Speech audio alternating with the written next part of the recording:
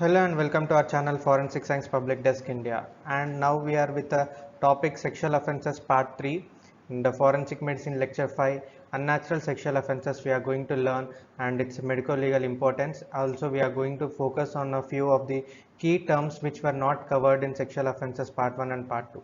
So let's proceed into the topic. So first thing first, let's again understand what is an unnatural sexual offences. Unnatural sexual offences is punishable under 377 IPC 1 and 2. So it states if any of the individual voluntarily has sexual intercourse against the order of nature with any man, woman or animal or children also included in this case is punishable with imprisonment of life with imprisonment up to 10 years and also fine. So penetration is sufficient to constitute offense under this section. So what are various kinds of unnatural sexes? So here you can see sodomy, tribadism, lesbianism, bestiality, buccal coitus or oral coitus. So these are the various types of unnatural sexual offenses. So let's proceed further into the details. Sodomy. The term sodomy is derived from the name of an ancient city called Sodom. Actually, these are twin cities, Sodom and Gomorrah. So, which according to the Bible was destroyed by God for its misdeeds. Traditionally, the misdeeds of Sodom have been understood to be male homosexual anal intercourse and involving the gang rapes as well. So, it is the anal intercourse between two males, then it is called as homosexual sodomy. If it is male and female, it is called as a heterosexual sodomy and also known as buggery. Already we have studied this. So new things which we are included in this are pederasty, is intimate sexual relations, especially anal intercourse with a boy outside his immediate family or as the passive partner. The boy is known as ketamite and man is pederast. So here you have to understand the meaning of passive.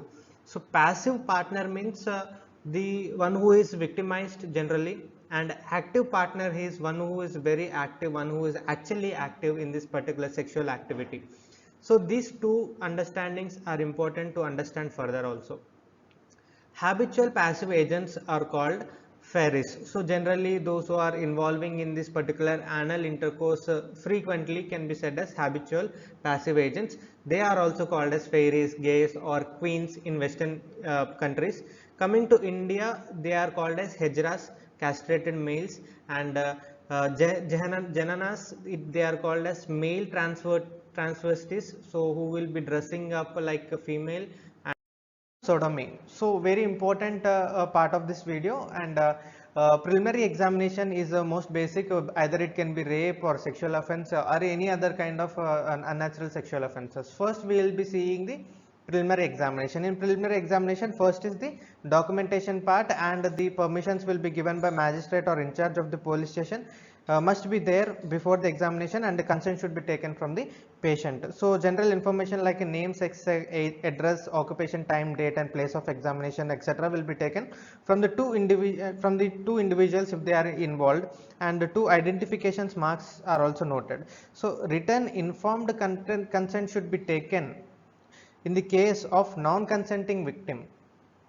Consent in case of accused and consensual partner is guided by section 53 bracket 1 CRPC. So consent is also very important. So history, when the case happened, when the incident happened at what date and what time, and is there any defecation of that particular activity, any changing of the clothes happened, bathing, washing, etc. All these details should be noted down. These are going to be factors influencing the evidences. And any history of the pain, burning sensation associated with the defecation or while walking should also be noted as part of the preliminary examination. So after that, clothing should be collected. If the person is wearing the same clothing after the incident happened, that clothing should be collected as like in the rape case, and those should be packed and forwarded to the laboratory. And general physician examination including development of sexual characteristics, whatever the hair growth is there, or the puberty, whatever the breast or the hips or whatever the various other secondary sexual characters are there, those will be examined by the doctor. So coming to the local examination, that is where the actual injuries or actual part where the sexual offense has been taken place. So there are many variables which will be identified by considering this local examination. You can see the images here. So before there was any sodomy attack, the particular rectum part is closed and it is already almost fused. Only when defecation it will be opened. So that is due to the particular pressure. And then after the sodomy attack, you can see there are certain kind of injuries which will be occurring. So there are again two kinds of things here which we have to understand. One is the non-habitual and habitual. Non-habitual is a stage initially where the person or the person is attacked or he is started having the sodomy. So it can be male, female or both. So anything of this will be there. So once the person has started sodomy in initial stages, there are very particular kind of injuries which can be observed, like you can see smears. If it is a fresh case, incident happened just recently, then the smear of the particular genitalia, either it can be spermatozoa or any other smears released by the male genitalia can be seen, and lubricants are applied generally to conduct this particular activity. Without lubricant, there are very severe injuries which may be seen on the anus part and also the active agents penis part. And anal fissures are lines which can be seen. So this round image which you are seeing, this is actually the anal orifice. So where you can see the small fissures, lax sphincter kind of injuries, venereal diseases and infections can also be seen. Most commonly you have to note down here is large fissure, small fissure. These are the breakage of skin. Hematoma can be seen, and this hematoma will be enlarging, and underneath the skin there will be clotting or kind of thing which will happen and which will be changing the color in the recent cases. And if it is habitual, the particular anal orifice whatever it is there, it will be increasing its size. So that is what the basic differences. So by examining this local things, we can identify frequency of the acts, how many times it is been attacked, or time interval between intercourse and examination, age, build and size of orifice of an individual, degree of force applied during the act, size of the penis or penile organ, or use of lubricant, what kind of lubricants which are used can be also identified. So in habitual passive agents, we can see one few of the symptoms like signs which are like shaving the anal layer, or blood stains which are common, not blood stains are not commonly observed. Loose foreign air may be observed because of the accused or suspect is been attacking on that, and a person does not experience any pain or tenderness during digital examination, digital experiment. So in that particular part, what will happen, the doctor will be inserting any kind of finger or any kind of thing, so to test whether he is feeling any pain or tenderness, and to examine whether it is any sodomy attack or not. So these are the various examinations. And lateral traction test can also be conducted, which is external anal splinter relaxes reflexly when bimanual traction is applied to the buttocks. So this is one of the examination. And examination position image can also be seen here, that is knee, elbow, genitopectoral position is the position how the person will be lied down for the examination of sodomy. Tribadism and lesbianism. So it is a female homosexuality in which two women by mutual acts of sexual indulgence achieve the gratification. So many lesbians are masculine in type, possibly due to the endocrine disturbances which will be there in their body, and the active agent in this particular case will be like acting like men, and the passive agent will be acting like the woman. So one dominant and one recessive will be there, that is what we call as active and passive. So here active agent you can also name them as butch or dyke, and passive partner you can call her as the femme. So lesbians are indulged with sex with women who have repulsion for men. So this particular phenomenon can be called as nymphomania. So they are very repulsive towards the men, but they are attractive towards the female. So the predominant forms of sexual activity to achieve orgasm or orogenital or manual genital stimulation, self-stimulation of clitoris frequently can be seen. So on examination, you can identify external genitalia may show scratch marks or bite marks. So the term tribadism means the lesbian. Again, the lesbian term is derived from an island called Lesbos in ancient Greece. Bestiality, zoophilia. It is a sexual intercourse with animal, either vaginal or anal or oral. This includes all animals including birds, usual victims being pets and farm animals like sheep are used by males and dogs or cats by females as they are easily available and very suitable. So the evidence of bestiality is finding of human spermatozoa in genital tract of an animal, and the penis may be contaminated with fecal matter, vaginal secretion or hair of the animal. There may be injury to penis, dung stains, general body injuries can also be observed onto the accused. Buccal coitus. It denotes the oral sexual intercourse and it can be performed both by male and females. So the only material of evidence of buccal coitus is presence of seminal products in including the spermatozoa or any other vaginal secretions in the oral cavity and nasopharynx. So the particular mouth, nose, pharynx should be swabbed with non-absorbent cotton swabs and a smear should be made similar to that of vaginal material. So this is the buccal coitus.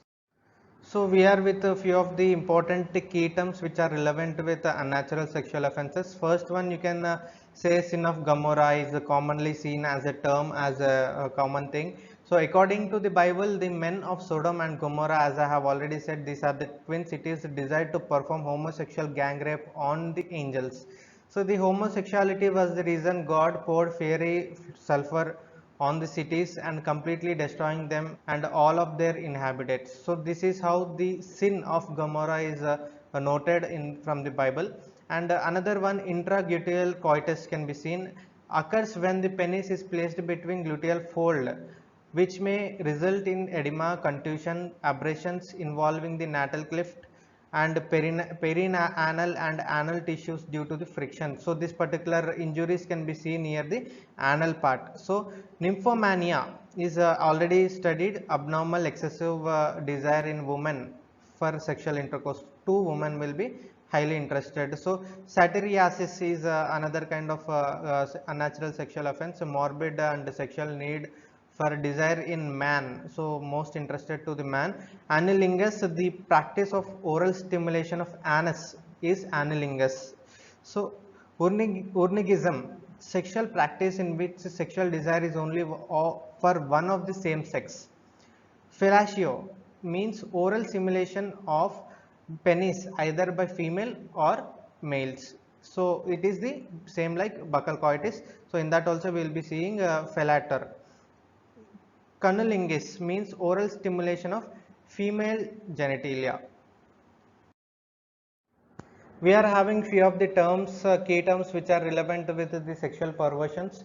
So first one is paraphilia. Paraphilia means indication of sexual arousal or sexual response, sexual gratification by involving the objects and things which are around the particular person, and nature is like man should be attractive or affectionate towards a woman. Instead of that, if he is doing attraction or if he is doing it, getting the sexual arousal or gratification from the things which are not actually the things which should be naturally done, then it is called as paraphilia. And we are having one more term, that is lust murder. Is a homicide in which the offender stabs, pierces, slashes or otherwise mutilates the sexual organs or areas of the victim body, and with the torturing the partner only he will be getting sexual arousals, and by death of the partner he will be getting the sexual gratification. So this is a most terrific kind of a sexual offense we can see. And narcissism is the extreme form of self admiration, is also believed to contribute to exhibitionism. You can understand here, if a man is thinking himself that he is more and more masculine in nature, then his self admiration makes him to exhibit his genitalia, then at that time it is called as narcissism. and exhibitionism is also been seen in the previous videos in the classification part. So both are punishable under 294 IPC section with 3 months of imprisonment. And toucherism is act of obtaining sexual arousal and gratification by rubbing one of the genital parts against non-consenting person in public places can be said as toucherism. So we are having IPC section 290 for that and 291 for that. So both the sections will be giving punishment as well as compensation for this particular offense. So touching the genital parts of a man to another persons nearby in the crowds, in the buses, trains or anywhere else. So this toucherism or fetishism can also been studied in the previous video in classification part. So now we are added with 294 IPC section and 290, 291 IPC sections. Key terms relevant with unnatural sexual offences relevant with again children and child. So pedophilia is the sexual activity or sexual behavior fantasies to have sex with the children less than or more than 16 years. More than 16 means maximum 18 years is the limit. So from the age of 13 to 16 and below 5 is also seen in some cases. So below 5 years then it is called as infantophilia, and between the age of 13 to 16 it is called as hebephilia, and gerontophilia refers to sexual preference to elderly people. So this is the particular age dependence and age differences, how we can differentiate the unnatural sexual offences. Urolagnia or urophilia, undinism, is the pervert gets sexual gratification by sight or odor of urine or by urination. So this particular thing is a little taboo in nature and very different. Coprophilia is a morbid attraction to and sexual gratification obtained from feces, like smell, taste, or feel. Eating the feces is also known as coprophagia. So, coprophilia means one who is having sex or he is getting sexual gratification with feces, or one who is eating the feces can be called as coprophagia. And we can also get the terms like necrophilia. One who is having sex with a dead body can be called as necrophilia, and who is having the dead body or eating the dead body to get the sexual gratification, then it is called as necrophagia. Scatologia involves making obscene phone calls. Okay, then partialism is sexual interest exclusively focused on particular body part. Clismophilia is the sexual activity involving enemas. So these are the various terms which are being seen in forensic medicine book.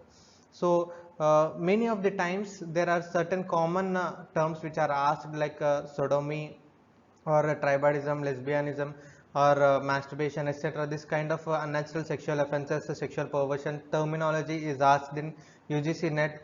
Not to take risk, day by day the UGC net examination is going on getting tough enough as the students are increasing. So we have to be ready with any of the questions. So that's why there are various terms which are mentioned in this video. I hope this was helpful for you all, and you will be understanding this, remembering this. These are the terms which we need to memorize, not to understand, right? So meanings anyhow you will be understanding, but what terminology is used is also most important. So thank you for watching this video, and please support us, watch the videos, utilize the sources which are given here. Thank you.